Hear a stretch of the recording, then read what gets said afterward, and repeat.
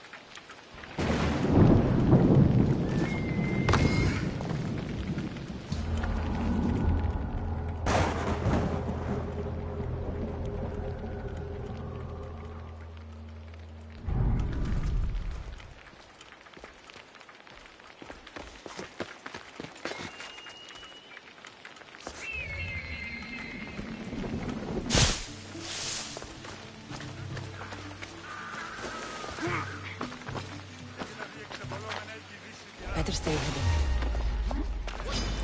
For Sparta!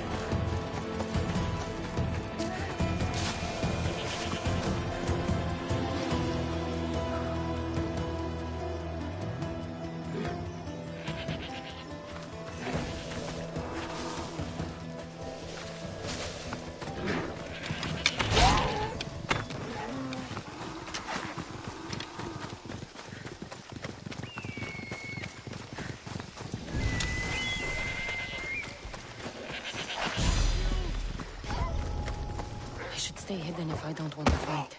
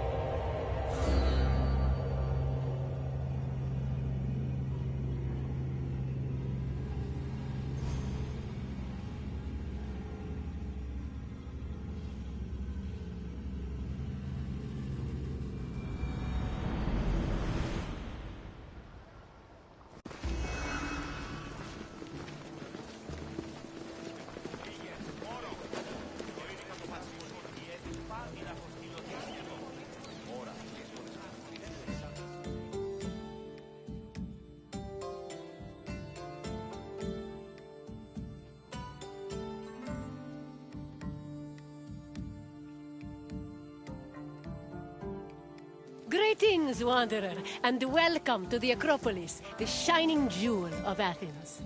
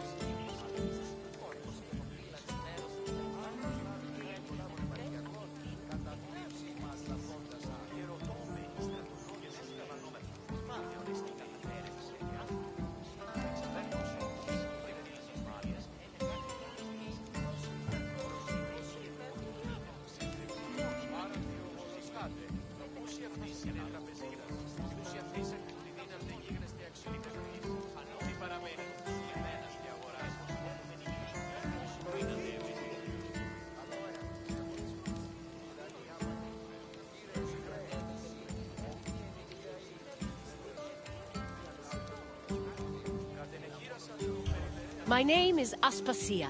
Though I am not originally from Athens, I have climbed to the top of its social ladder using my wit and intellect.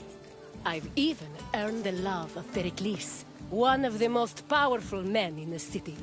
The mind truly is a beautiful thing. Personally, I think the Acropolis is one of, if not the, greatest place in all of Greece. Though, considering it was the project of my partner, Pericles, I may be a touch biased.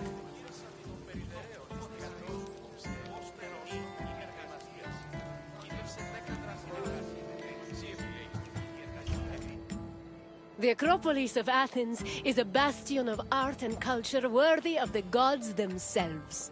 Within this citadel, you will find many important sacred buildings, as well as some of the most magnificent art in all of Greece. You are in for a very enlightening visit. When you're done, come find me, and we can discuss the things you have seen. Farewell for now.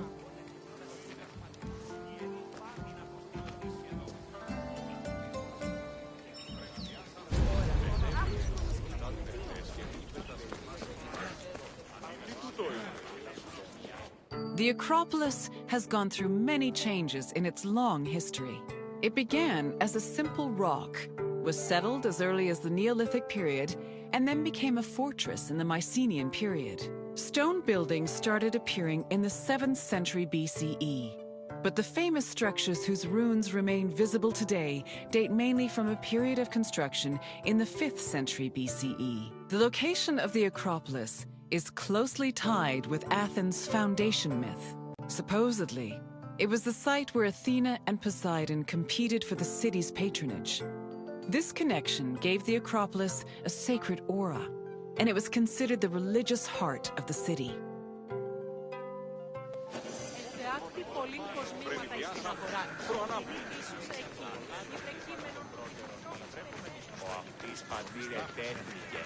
Ήκουσα αγώνα γυμνόμενων κειμένων. Δύο στρατιώτες. Την αντιβάλλομεν το λέον γενέστε εις την άσχεση μόνης. Αλλά πιστέμητος ναός Μοίραν σταθεί εν επιχείρημα δύο οι όροι. Το γύγνος εις και το επιγέ. Συμφημωρείται πληροφορία. Αλίστας τραγωδίας σοφοβή.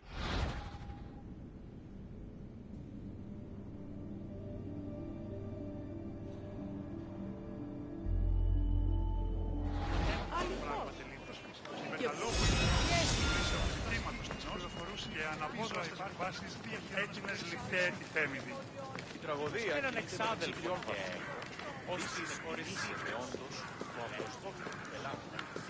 The temple of Athena Nike was built on the remains of old fortifications from the Mycenaean era. Worship at the temple can be traced back to the 6th century BCE.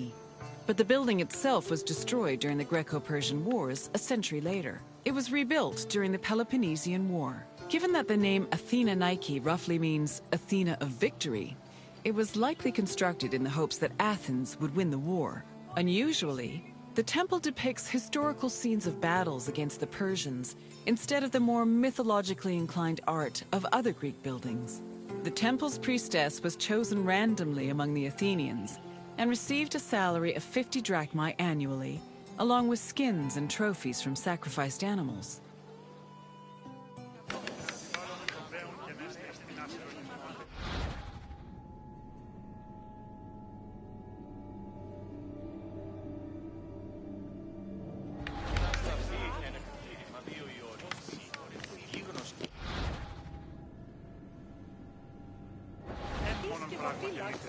Η μεταλόγου εξήγηση των πουλήσεων ζητήματος The Acropolis was built up over a long period, due in no small part to its partial destruction during the Greco-Persian Wars. It was in the 5th century BCE, though, that the Acropolis received its most significant improvements. This period was an extremely prosperous time for Athens, both financially and culturally. With a booming economy bolstered by trade and the Lavrion silver mines, Pericles, the leader of Athens, financed a huge project to rebuild the citadel. He enlisted the help of renowned artists, like the sculptor Phidias, as well as the architects Iktinos and Callicrates. Together, they erected buildings like the Parthenon and the Propylaea Gateway. Pericles' goal was to make the Acropolis into a glorious monument to the gods and to mortal Athenians.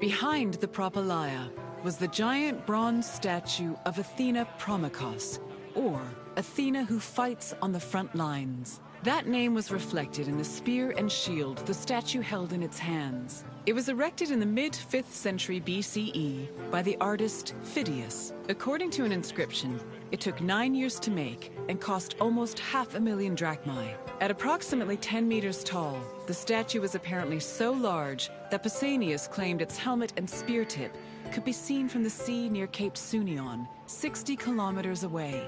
The ornamentation on the statue's shield was engraved by the metalsmith Mies.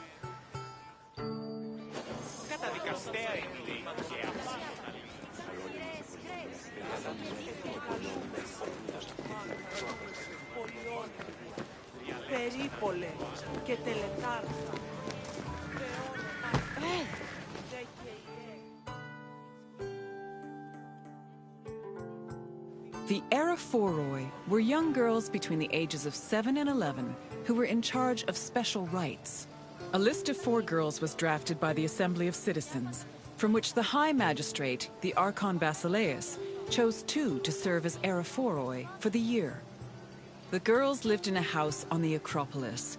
They were in charge of carrying sacred objects and weaving the peplos of Athena. The peplos was a sacred robe offered to Athena during Panathenaea, a festival held in her honor.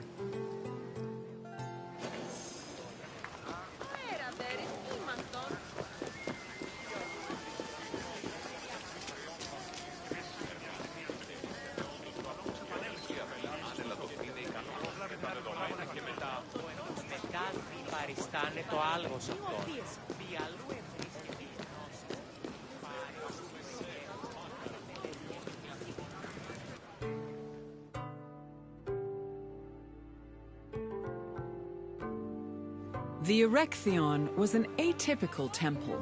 It was dedicated not only to Athena Polias, but also to Cecrops, the mythical founder of Athens, his son Erechtheos, and even Poseidon, the sea god who challenged Athena for possession of the city. The temple was divided into sections. The eastern part housed a statue dedicated to Athena, while the western section jointly belonged to Poseidon and Erechtheos. Meanwhile, King Cecrops' grave was believed to be under the caryatid porch. Under the temple was a crypt that was said to contain the sacred snakes of Athena. The The snakes may have had a sweet tooth because the priestesses of Athena allegedly fed them honey cakes.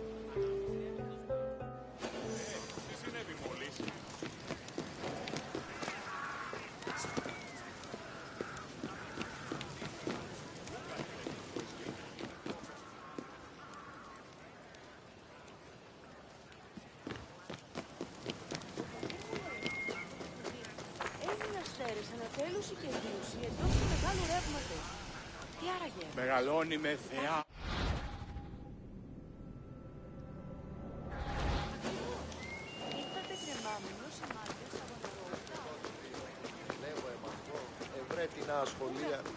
Μεγαλώνει με θεά, αγλαότιμε. Μεγαλώνει με και πολιώνει με. Αθωνία.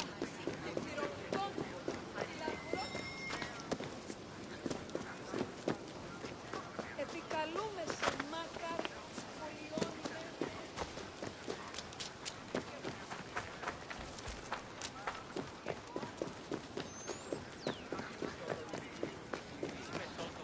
Ποιος περσέ.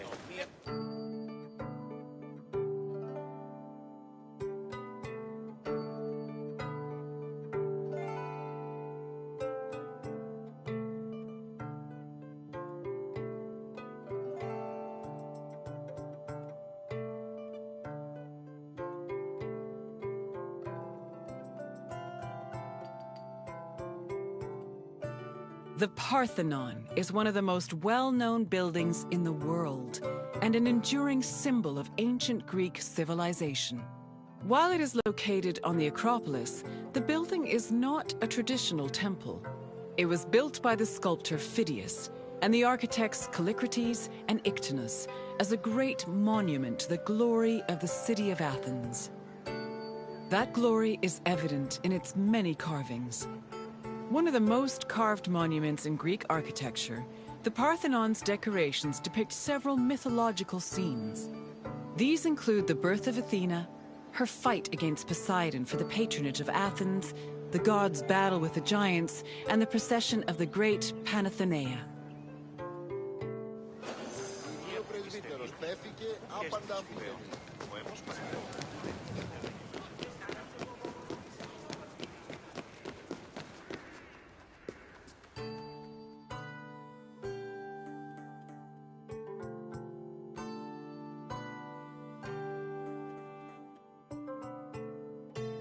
The Parthenon's inner chamber, or cella, contained a massive statue of Athena that was considered to be one of the sculptor Phidias's greatest masterpieces. The statue was chryselephantine, a combination of gold and ivory. To justify the steep cost of its construction, Pericles told Athenians that the statue was a gold reserve, which could be disassembled in times of economic distress. The cella also allegedly contained a pool, whose main purpose was to control the room's humidity, which helped preserve the statue's ivory.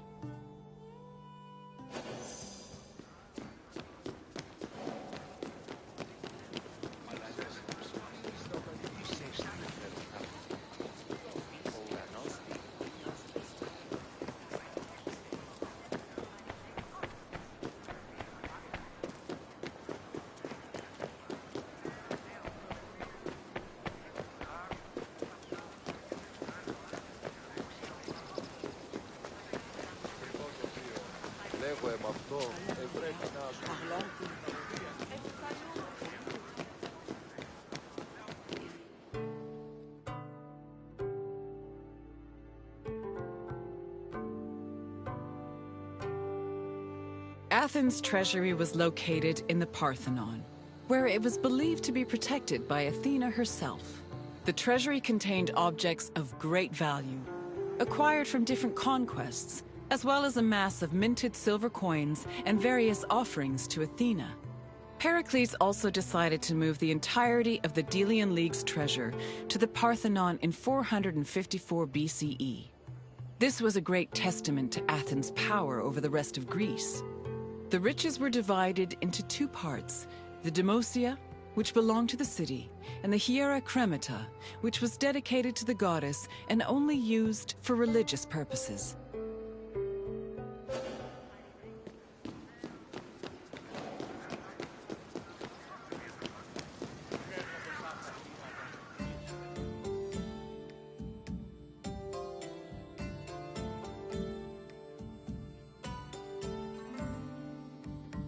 And what did you think of the Acropolis? It truly is quite something, isn't it? A sacred sanctuary and an architectural marvel, all in one. If you have any questions, don't hesitate to ask.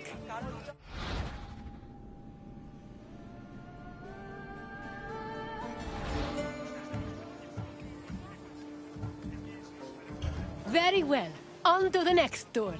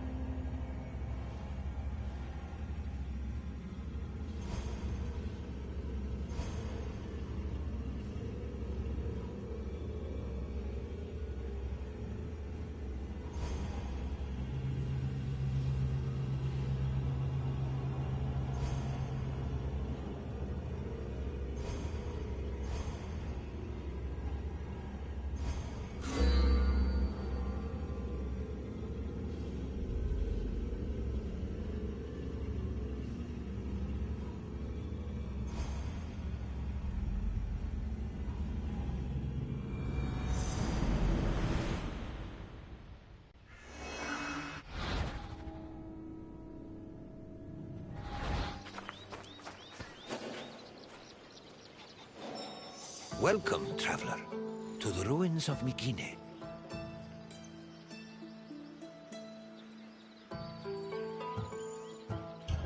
My name is Herodotus, and I am a traveler from Hyrcanassus. I retrace the cause of various events, such as wars and great calamities. I describe what I see and record what I'm told, all with the aim of providing a better understanding of why these things occur. Look for me to introduce you to many sights. It is humbling to stand in the remnants of such a great civilization. Looking at these ruins, I am reminded that the past is never as far behind us as we think. These are the ruins of Mykine, center of the old Mykinian civilization. It was home to great warriors and heroes. In many ways, places like Athens and Sparta stand on the shoulders of its accomplishments. This tour will take you through its ruins and introduce you to its most important monuments, revealing its history in the process. I hope you enjoy yourself. I'll be waiting for you at the end of your visit.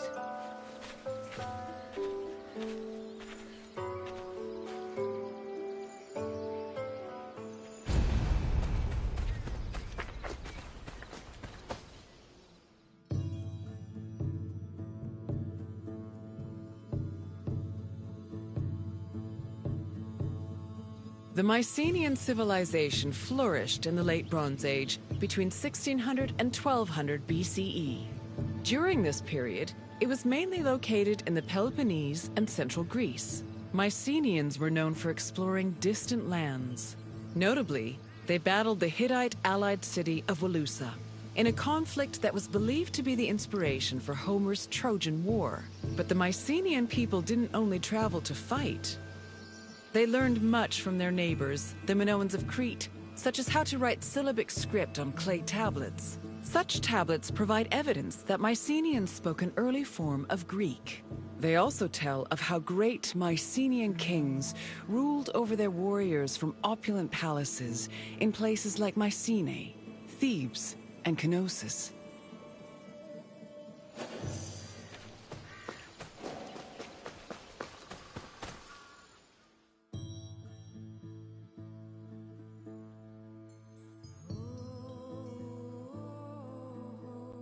The entrance to Agamemnon's citadel, or the Lion Gate, is one of the most iconic monuments in Mycenae. It is impressive for both its height and for the intimidating rendering on its relief, which depicts two lions standing on either side of a column. Unfortunately, the lions' heads, which were presumably made of a precious metal or higher quality stone, have been lost to time. The gate was most likely meant to greet a triumphant king returning home from successful military campaigns and to awe foreign visitors.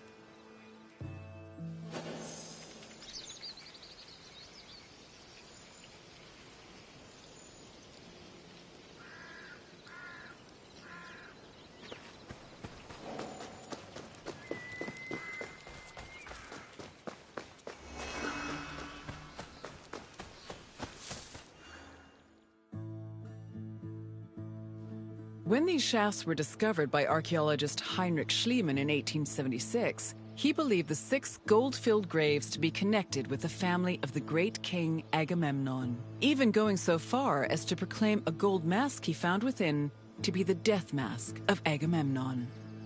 However, this was refuted by later excavations, which showed that the 19 bodies buried in the shafts dated back to a few hundred years before Agamemnon was even born. In fact, at the time of the body's burial, the Lion Gate and the citadel walls had not even been built yet. It's estimated that the people in the graves were members of the first Mycenaean dynasty. The graves later became a place of worship for Mycenaean kings, who raised walls to protect them. These walls helped preserve several incredible artifacts, including women's jewelry, death masks, and masterfully crafted weapons.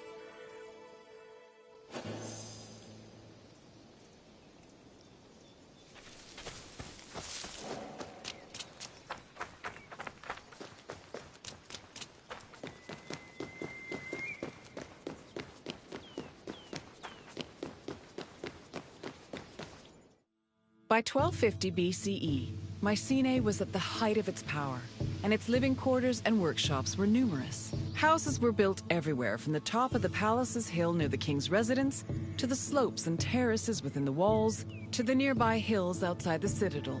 At one point, the citadel's walls even had to be enlarged to make room for more quarters. The people who lived inside the citadel were those with high status in either the military, religious, or administrative sectors of the kingdom. This is reflected by the ceramic and metal vessels inside the houses, as well as their painted plastered walls.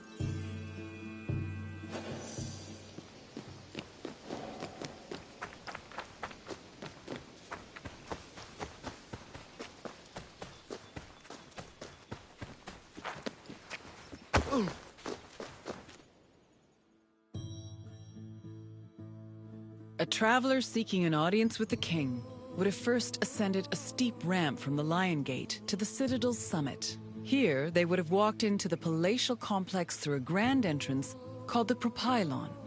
Once inside, their gaze would immediately be drawn to the palace's main hall, a monumental area known as the Megaron.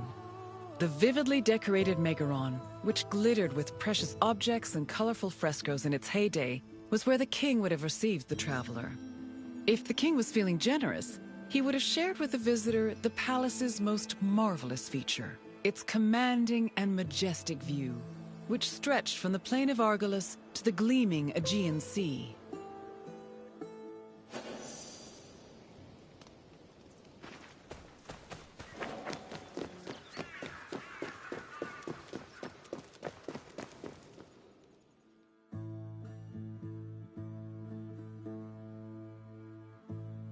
It was in this palace where a legendary Mycenaean king like Agamemnon would have held court. According to Homer and other poets, Agamemnon led the Greeks in the sack of Troy. Stories say that he was a fearsome warrior on par with Achilles, but also an overly ambitious and arrogant ruler. He sacrificed his own daughter, Iphigenia, to convince Artemis to grant his ship's passage to Troy. After conquering the city, he returned to Mycenae with mounds of riches, and a Trojan named Cassandra as his concubine. Agamemnon's wife, Clytemnestra, was not pleased with her husband's sacrifice of their daughter. She plotted to murder her husband out of anger. The plot was successful, and, depending on the version of the story, Agamemnon was either murdered in his bath by Clytemnestra or killed by his cousin Aegisthus during a banquet.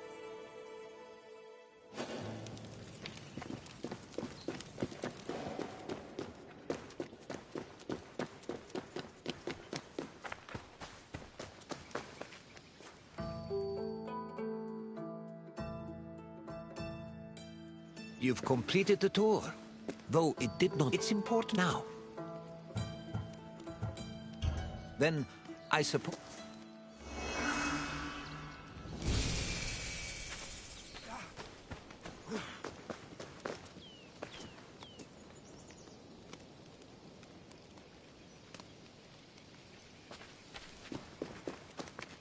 You've completed the tour, though it did not. It's important now.